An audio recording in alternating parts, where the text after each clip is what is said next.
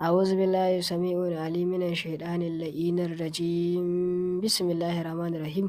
Al'ummar musulmi na faɗin duniya kamar Togo, Najeriya, Liberia, Libya, Saudi Arabia, Tanzania, Burkina Faso, Mali, South Africa da sauran ƙasashe, mutane da yawa insha Allahu suna tambaya akan abin da ya shafi neman haihuwa, da fatan muna lafiya.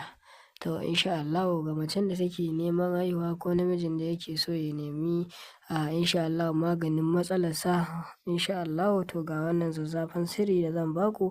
Insha Allahu ana rubuta wa Shamsu ƙafa 9, 3 da 'ya'ya da wasali, 3 ba 'ya'ya ba wasali, 3 kuma ba wasalin ba 'ya'yan insha Allahu. Sannan sai a nemi wata ciyawa da ake kiranta da insha Allahu ƙaiƙaido. Za a same shi insha Allahu. Aka same shi sai a samu ciyawar kabe malam. In aka samu kabe malam insha Allahu, sannan kuma sai a samo sanya. Sanya uwar magunguna, amma ita sauyarta ake nema.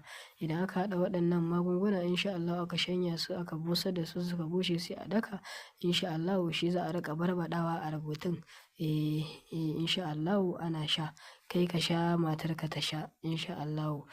Ka sha, ta sha da daddare kuma idan za a kusanci iyali insha Allahu za a sha da izinin Allah. A ɗauki wannan rubutun a riƙa yi kullum na tsawon sati ɗaya insha Allahu, ko sama da haka da izinin Allah. Da kanka za ka yi mana godiya insha Allahu. Da kanka za ka yi mana godiya da izinin Allah. Da mu wannan sirri ne mai ƙarfin gaske wanda insha Allahu da kanka insha Allahu za ka yi mana godiya. Number mu 081033047886. In kuma kana so mu haɗa maka complete insha Allah muna haɗawa, sannan mu aika maka duk inda kake a faɗin duniya, kama daga Kamaru, Togo, Najeriya, Liberia, Libya, Saudi Arabia, Tanzania, Burkina Faso, Mali, South Africa da sauran ƙasashe. Ko a ina kake kawai kai mana magana a WhatsApp. Fatan alkhairi.